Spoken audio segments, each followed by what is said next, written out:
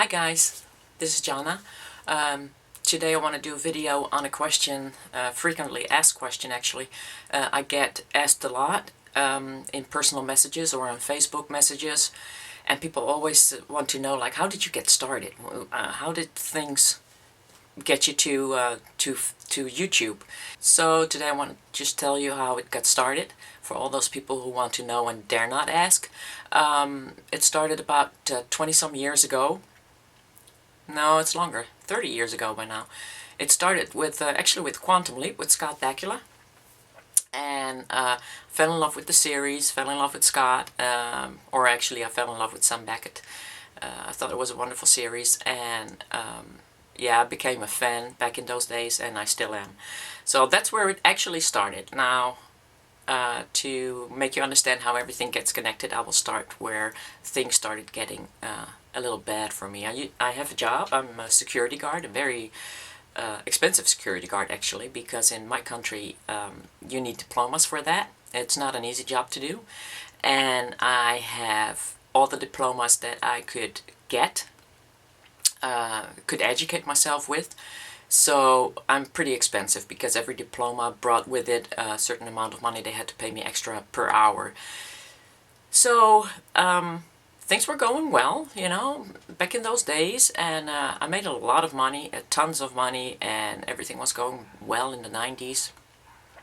At the end of the 90s, I was actually able to buy myself a house. I had so much money in my savings account I could buy a house, get a mortgage, redecorate and remodel my house. I didn't have electricity in here as in central heating. There was still a heater there, but it's like more of a stove. So that had to come out, and I had to put central heating in. I had to do well, I had to fill up the backyard because the backyard was like 3 steps lower than my house. So there was a lot of decorating going on in those days, and I had money for that. So, but I figured, you know, everything is going well. I can afford my house. I can afford to basically remodel it, and then when that's done, I guess plenty more money will come in. Unfortunately, in the year 2000, things didn't go that well. We went to the euro, and on the December, I remember it correctly, December 31st, I saw this poster of McDonald's where the hamburger was a guilder, and then I drove by in January, and then suddenly in January that same burger costed €1. So what they did, since the guilder was a guilder and the euro was 2.2 guilders, they actually screwed us, okay? But for our paychecks, of course, we just got the same amount. I mean, your euros were, or your guilders were just basically cut in half, and that's when the problem started in the Netherlands, and problem started for me, because most of my savings were already in my house. Now, I had a little savings, but it wasn't much. Then a year later, my boss just announced to everybody, you know what, you can't work overtime anymore because, you know, we're getting too much fees from labor inspection, and you can't work overtime anymore, and we got to quit that. If you have a 160-hour contract, that's 40 hours a week, then you're going to be working 40 hours a week. Well, okay, so we got the euro that came in. Now I can't do overtime, so I can't fill up my savings account, and of course then you start sliding because you're used to a certain kind of lifestyle. Now there's a lot of things you can do, which I did, like all my subscriptions on magazines I had. That was the first thing that went. So, and basically you started doing with less and less, and, you know, still at the end of the month there's no money. You know, at the end of your money there's a little month left over, as we say in the Netherlands. So one day I was working, and I was working as a security guard, and there was a little antique market going on where I was working, and I saw 2 people beading, and I was looking at them, and I was talking to them, and, you know, trying to figure out how to do that. And, you know, by the end of my shift I figured, you know what, I can do that. I can bead. Not that hard. You don't need a talent for that. So next thing I knew, I found myself in a hobby shop, and I bought beads, and I started beading, and I bought a book, and I bought plastic beads, plastic bicones, and I bought some nylon thread, and actually my very first thing that I made was a little pendant that I bought at that antique market.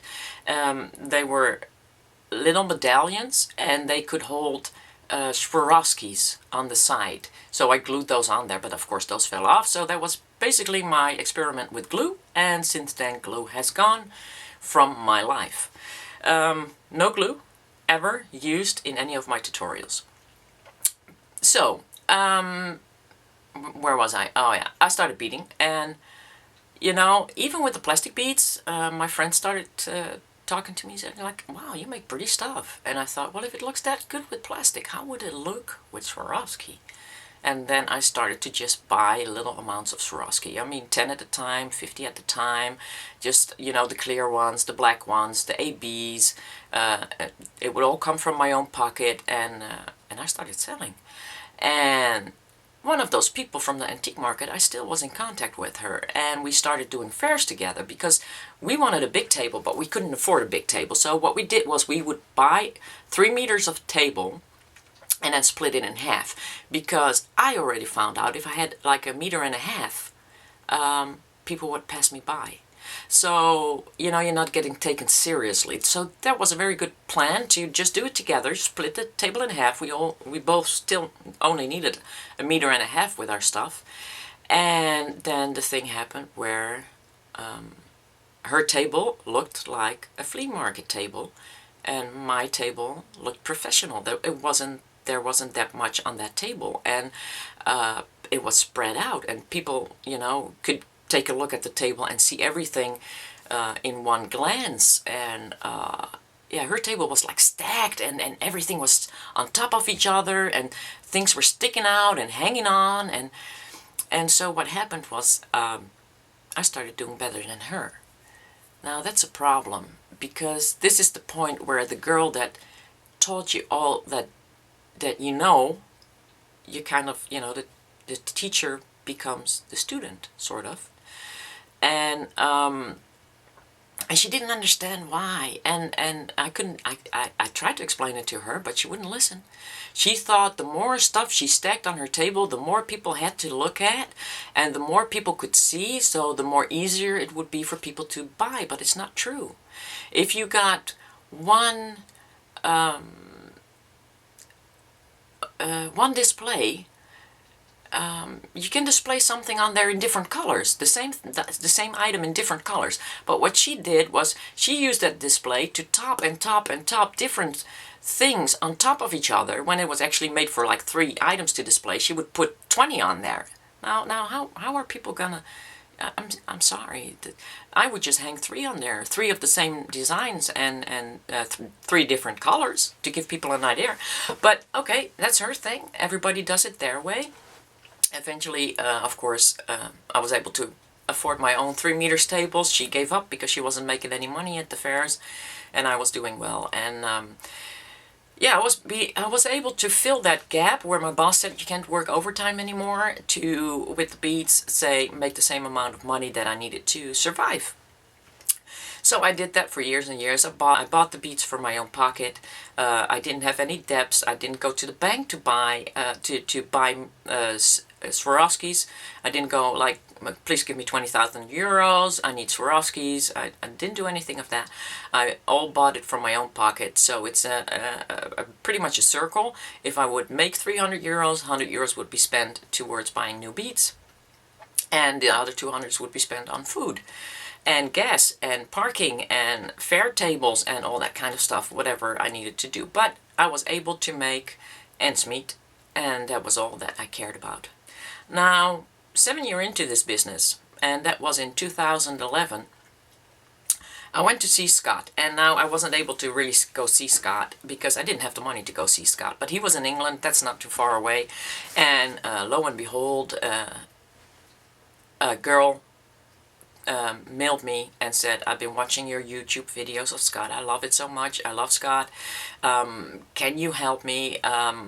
Do you have Mr. and Mrs. Smith? Do you have blah, blah, blah, blah, blah, blah? I said, girl, you hit the jackpot. I got it all. So what do you want? And she said, well, I want this, that, and that, such and such and such, and the other thing. So I had still a whole lot of DVDs here. I had covers because I've been distributing Scott stuff. I had covers, I had, well, I had everything. So basically everything was in the house. I didn't have to spend money, and I was able to make those DVDs for her at cost price, which we sell them for, plus $5 for charity. That's what we did. So I did the same thing. But now I could just give the $5 to charity, and I had money in my pocket because this lady wanted, like, the mother load. She hardly had anything. So I was busy for like 3 weeks getting everything together, and thanks to her, I was able to afford a hotel for a couple of days in England. And when I got home after seeing Scott, which was of course wonderful because I always like seeing Scott, I got an email from my accountant saying, Jana, I got a letter here from the IRS that says you need to unregister from the Chamber of Commerce because you're not making any profits. No, I'm not making any profits. I'm trying to make ends meet. That's all I'm trying to do. I'm trying to juggle between a job that's full-time, 40 hours a week, and I'm trying to sell my beads in the weekends. And yeah, I'm not making any profits, but I'm making ends meet, so please leave me alone. And I was really mad, and I was so mad at the IRS, and I thought, how dare they, and I'll take them on, and I'll fight the world if I have to. They have no right. I have no debts. They can't tell me to go bankrupt. There's no bankruptcy. That's ridiculous. Anyway, I was furious. And Sue and me, that was the other girl, we already had plans to go back to see Scott again. Everything was paid for that too because that lady bought so much for me. Everything was paid. And there was this day where Scott was on stage and it was his birthday. I have my own forum online, and I mailed those gals and I said, you know what, Scott's birthday, I'm going to be there, Sue's going to be there, don't know else who's going to be there, but would you like to join in buying Scott a birthday cake? And of course everybody said, yeah, we'll donate. So we got all the money together, and I tried to buy a cake in England, didn't work, and then I said, Sue, I'm desperate, I'm trying to buy this cake, this carrot cake, because I know Scott likes the carrot cake, and blah blah blah blah. And she said, you know what, I'll try. And she was able to do it because she lived in England, and I wasn't able to do it because I live in the Netherlands. Anyway, we got the cake, really beautiful cake, and on Scott's birthday we brought the cake over to the theater, and we made sure that that cake would be set out when he would come after the show to sign autographs.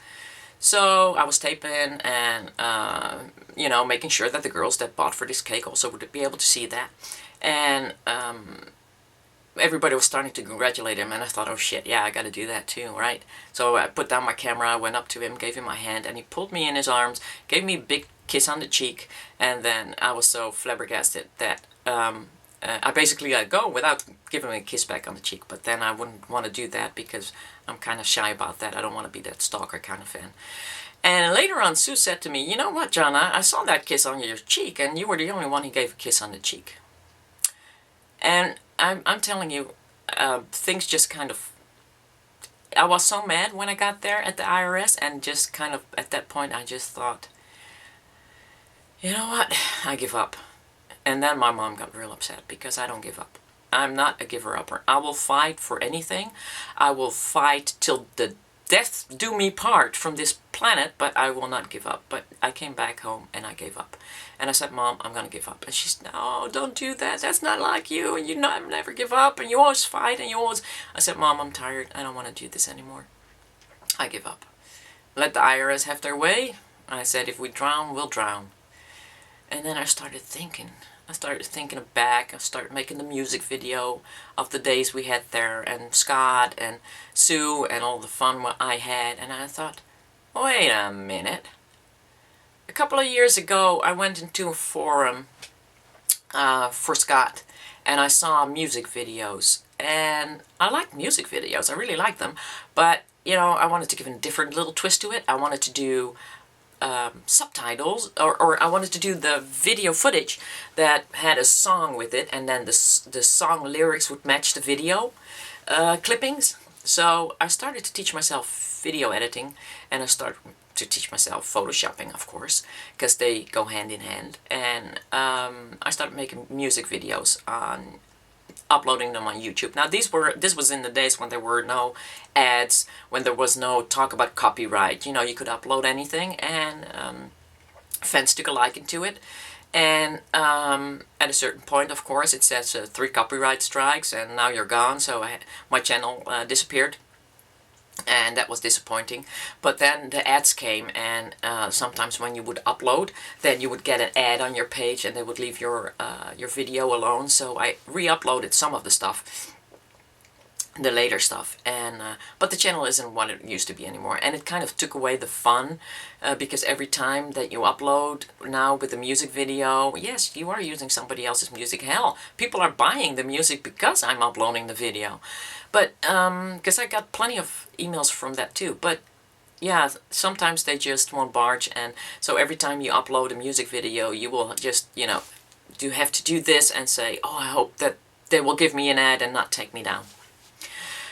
But it kind of took away the fun, because the videos I worked on would take 3 to 5 weeks to make. And yeah, and then if it gets thrown off YouTube, you'll stop.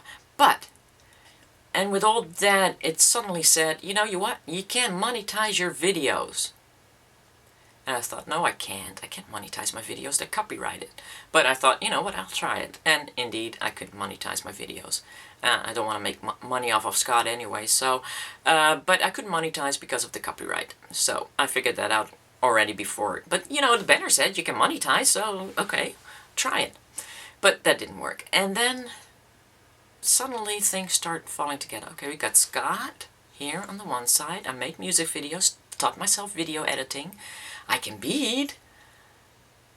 Well, if I would make beading tutorials, because people always were asking me on the fairs, like, can you do workshops? Will you come at home? Blah, blah, blah. And I never did that. But I did workshops at the fairs. People loved it, and I seemed to be a good teacher. At least they said I'm such a good teacher, but, you know, you never know. People might just be giving you compliments. So I thought, now what if I would go on YouTube and do my workshops there?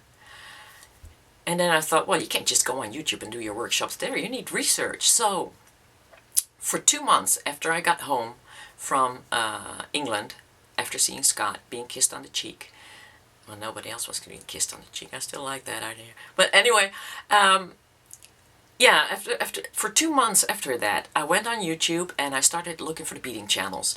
Now, I found Auntie's Beads, I found Beadaholic, I found Off the Beaded Path, I found Summerlee, and I found Sura Best, I think it's called, and her English version is Bead Friends.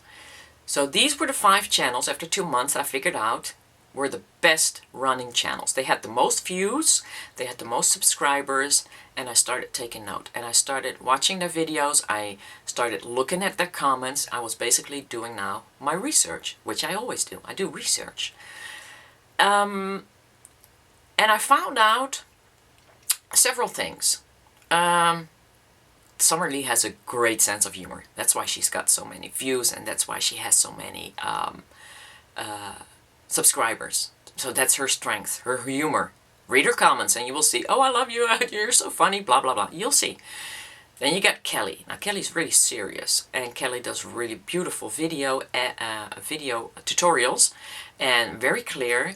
But the thing I was missing with Kelly was the responses to the comments, and I noticed in one of her videos she said, you know, I get so many, I don't have time for that. Okay, granted. I was taking notes. Keep commenting on videos if you want to do that. You need some humor. It needs to be serious. You need good quality videos. I went to Beadaholics. Beadaholics is successful because she uploads like a video a day. I can't do that. I don't have the time for that. But she's got good quality, and she's very clear. Taking notes. And then there was Surabest, and I was looking at her channel. I was reading the comments, which I couldn't read in Italian, of course, so I went to Bead Friends to check the English comments. And she was responding, and I left a comment for her when she did a cabochon, and I said, how do you know how many delicats you need to go around a cabochon? Never got a response. So, either she didn't understand me, she doesn't have time, but it's okay. I understand. She's got 2 channels running, and it's a lot of work. I understand. So I was taking these notes, all these things I learned, what makes a channel successful, to these people, and I'm trying to put them together and say, what am I missing? Okay, what I was missing was people would go out of camera focus. They would, you know, I'm not English. I'm Dutch. Now, for instance, say I'm a person that doesn't speak the language at all. I need to at least see what you are doing. So you're going out of camera focus. You're talking and telling me what you're doing, and that's fine with English people. I do that too sometimes because I got an English channel right here. And but if you don't speak the language, you're not going to be understanding what the next step is. So I was taking that note. I took a note that respond to the comments as long as you can. Make a note that if you can't do that anymore, inform your beaters that you can't do it anymore. It's just too much. I wanted to go worldwide. So what did I need to do to go worldwide? I wanted beaters from all over the world. I didn't want the English-speaking beaters. I didn't want, you know, the Italians that spoke English, the Americans that spoke English. I didn't want all the people that just spoke English, but I wanted the people that couldn't speak my language. So I had to figure out how to do that. And what I did was I set up a trial video. I did it with pictures, hoping that if I show where the needle goes, people will understand. If I make shortcuts, because delica is delica in whatever language, seed bead is seed bead, or Miyuki seed bead is Miyuki seed bead in any language. I hope that the shortcuts would help people from all over the world to be able to follow my videos. Now I check my stats, and I can check them per video. And on the bracelet, not the Caprico, the second, the most popular bracelet on my picture channel is the flat spiral. I checked how many countries were on there, and there were 189 countries that I reached. Now, that might not seem like a lot, but there's only 196 countries in the world, and there are several countries that won't allow YouTube. So, let me say that I was able to reach all the countries. Now, when I go to my video channel, this channel, and I look at that, I don't reach that many countries. I really need to go get me a 16 gigabyte card. Card was full. Okay, so, yeah. Not that many different countries. I got Canada, Australia, UK, England, got some Italians. But, you know, I have no Brazilians, for instance, which are in my top 5 on my other channel. So I'm doing a good thing there. And when people say like, oh, you know, you would do much better if you would do video. Not true. Not really. I might get more English subscribers, but I wouldn't be able to go so worldwide as I am going on my picture channel. So, now, the next thing is, are you successful? People want to know that. Depends on what your definition of success is. Let me tell you this. 2 years ago, we were really at rock bottom. At the end of the year, all the bills came in, and I was stacking them up. I have to admit, I was stacking them up. I was waiting for May to come when I start making money again, selling on my booth. Which I do from May to September, waiting for my vacation money, and I wasn't gonna make it. So 2 years ago I went to my boss and I said, you know what, all the days that I saved up for vacation, I want you to pay them out to me. I got a 2,000 euro bill for electricity. I'm still teary-eyed when I think about that. And he paid out about 1,000 euros, so I could pay half. And I talked to the company and I said, can I pay it in parts? And they said, yeah, that's fine. How much do you want to pay? I said 500 a month. And I was figuring if I got February, I already stacked the bills up till February, so I got February, March, and then in May I would get some extra money, and if I'm lucky, in March I would be able to borrow some money, maybe from my mom, to get over that, and in May I would be able to pay her back. So that's how I did it. I paid the bills with the debt, which I really hate, by the way. And I thought, okay, I'm not going to survive this another year if I have to survive this another year. And I had my house taxes, 600 euros that was still waiting to be paid. I had my accountant, about 800 euros that still had to be paid. And oh my God, you know, there was no end to this tunnel. There was no light. But I went on YouTube at the end of 2011, and I put my first video up. doing all the things that I promised myself to do after the research. And sure enough, 2 months later, I could monetize my videos. Now that was huge. And for me, because I thought, okay, I'm going to make some money now. Now let's see how much money I can make. Wasn't much. I can't talk about about money because there's a contract with AdSense and with YouTube. You're not allowed to talk about how much you make. But I can tell you this. It was under €5. Let me put it like that. In the first month, in January. And you need to get up to an amount of €70 or $100 to get paid by YouTube. And I thought, well, you know, under 5. Fingers crossed. I hope people will like me enough. Let me put up my second video.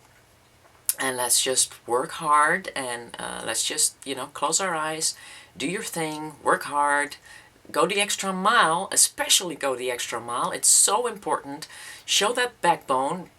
Just, you know, make a video. YouTube says at least once a week. Okay, let's go once a week. Let's go, go, go, go, go. Do 2 a week. Well, if I can, I will. Go, go, go, go. With a full-time job.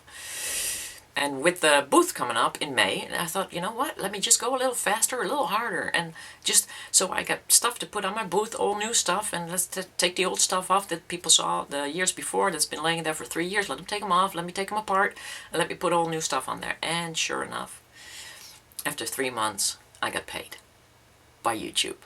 Ah, how cool was that?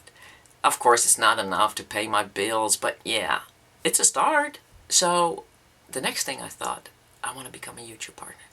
So I started doing my research. What do I need to be a YouTube partner? Now there's not exactly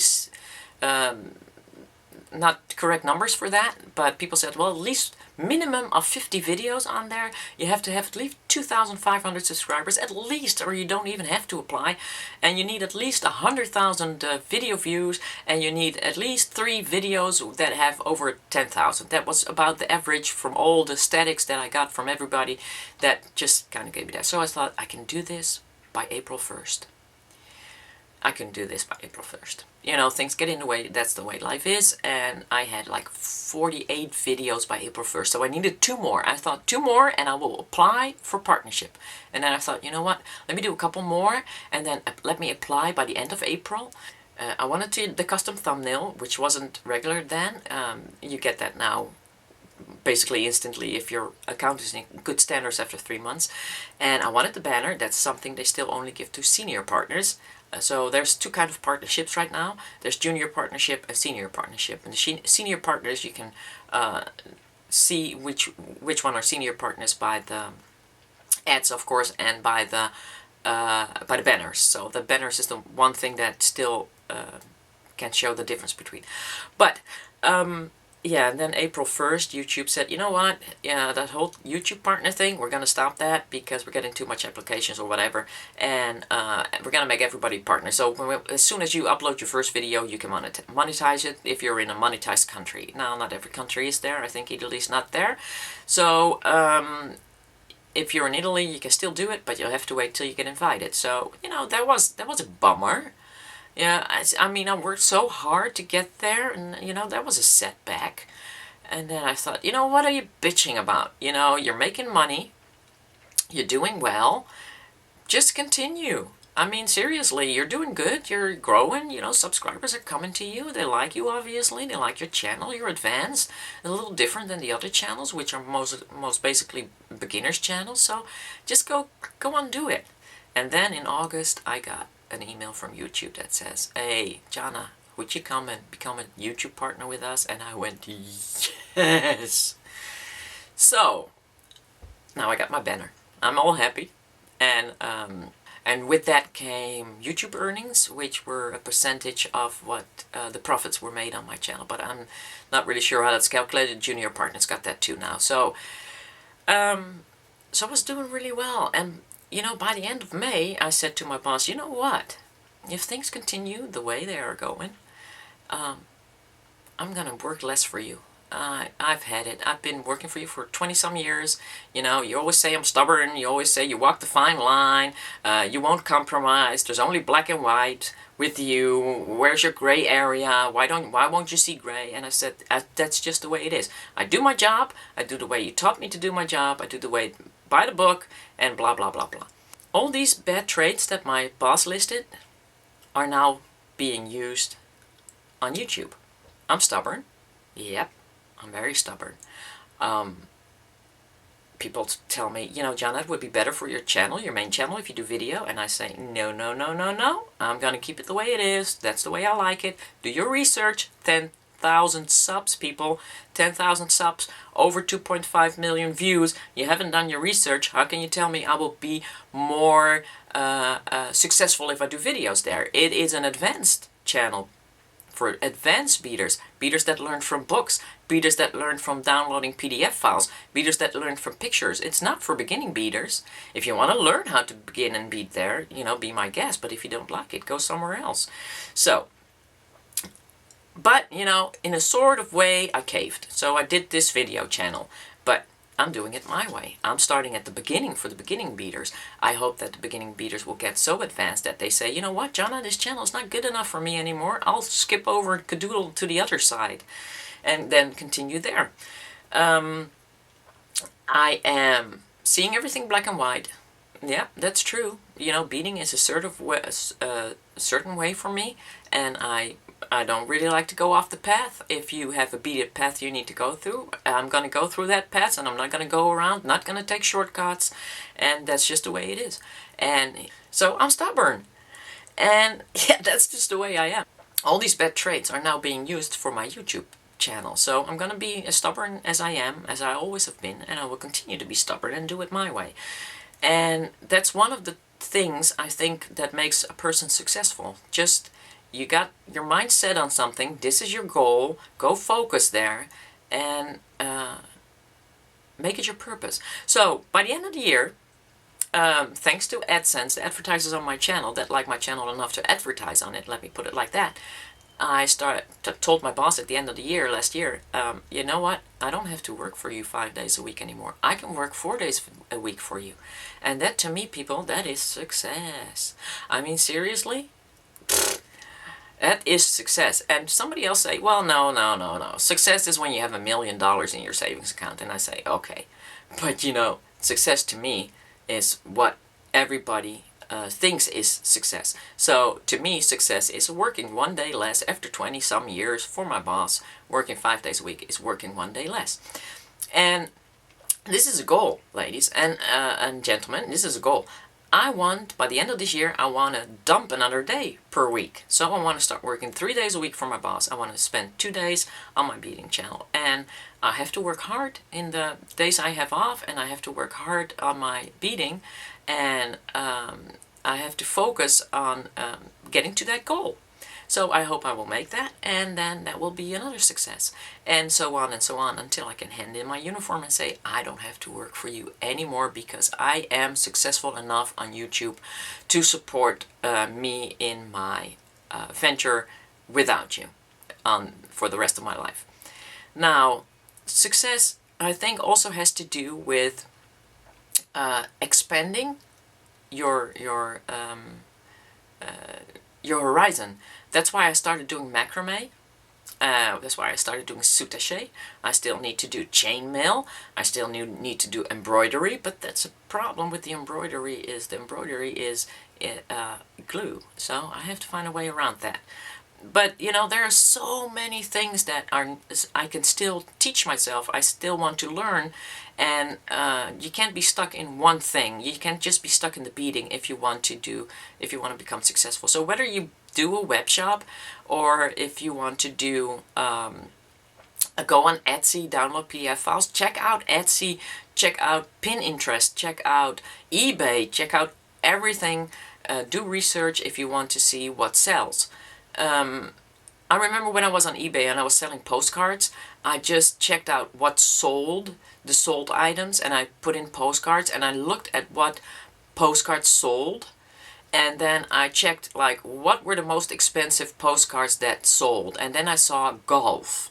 old postcards, 1920s of golf. And when I was selling postcards back in those days, I went to card markets and I went looking for postcards where people were golfing on them. And that's how I made a lot of money back in those days on eBay. And I went to America and found my husband there. I already knew him through eBay because he bought one of the cards from me, and we started talking. And when I made enough money on eBay, I actually went over and met him, and well, now we're here together. But so research is a very important thing if you want to be successful.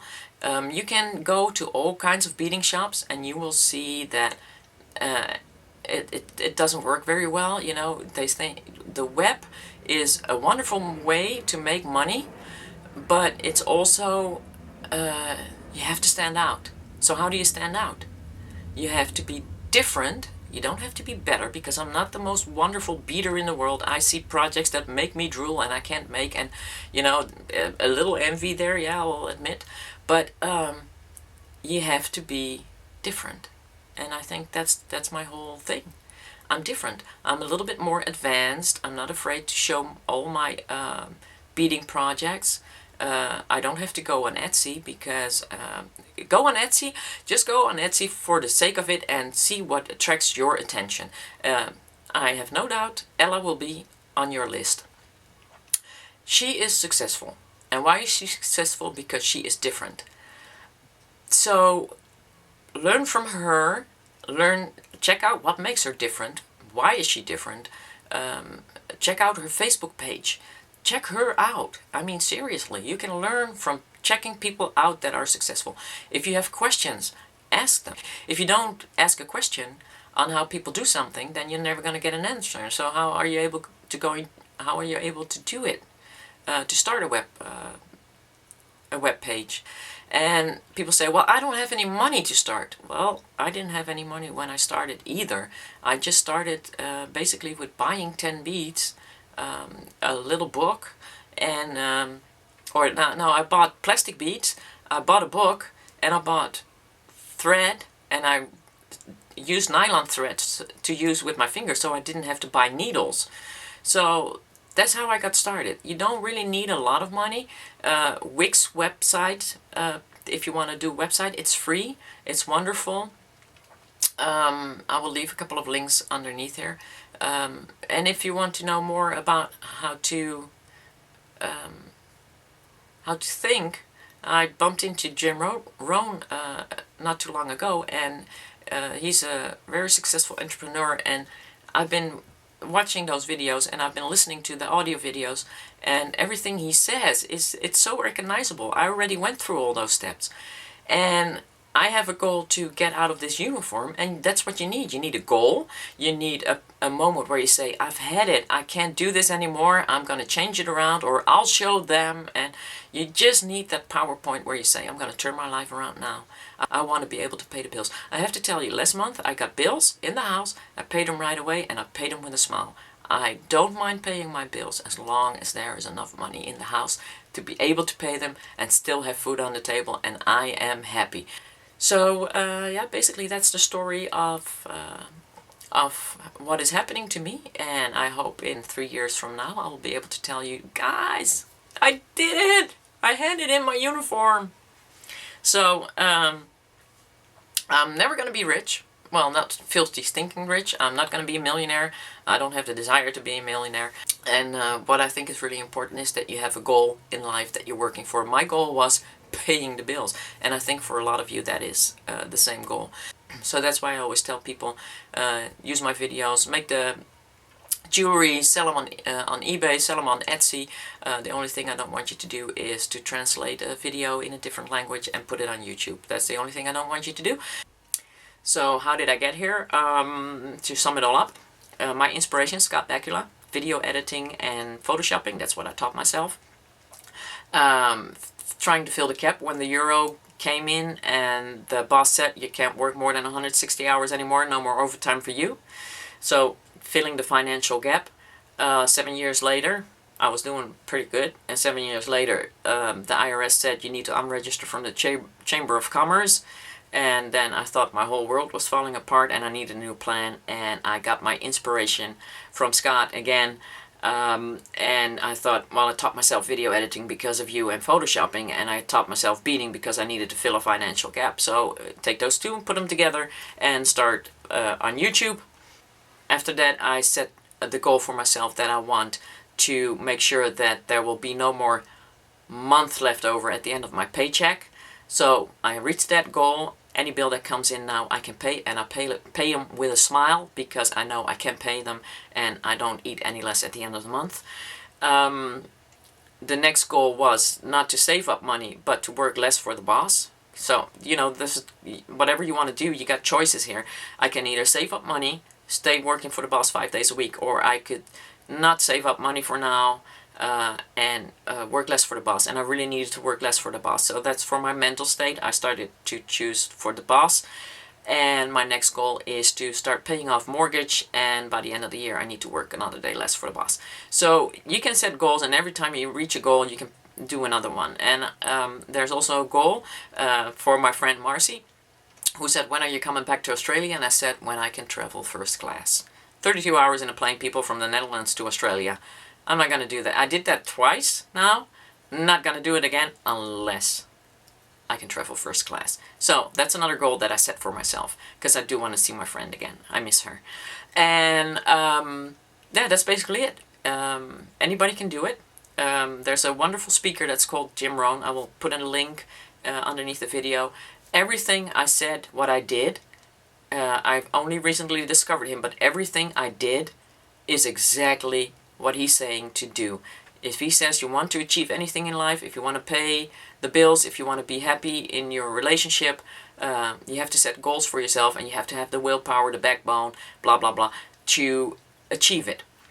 And whether it's losing weight, making your family healthy, whatever, you know, he says, set goals, do this, do that. And whatever he said, I have all used without knowing actually what I was doing, without knowing that is the secret formula of success. Anybody can do it, but the statistics point out that only 3% of the people actually listen to a person like Jim Rohn, or will listen to a personal experience like I just told you, and 97% will just never do it because they're always full of excuses why they can't do it. I don't know what point some people need to reach to get to a point where they say, that's it, I had it, but that's the point I think you need to reach. I had that point when I tried to lose weight. I saw myself in the reflection of the window in my bikini, and I thought, that's it, enough with the weight. And I started losing the weight. And it's just basically a story of willpower and persistence. And like anything else in life, it's about that extra mile that you're willing to go. So when I went on the scale, and for 3 weeks I didn't lose a pound, I just kept hanging in there, and sure enough, the 4th week I would lose 3 pounds or 4 pounds.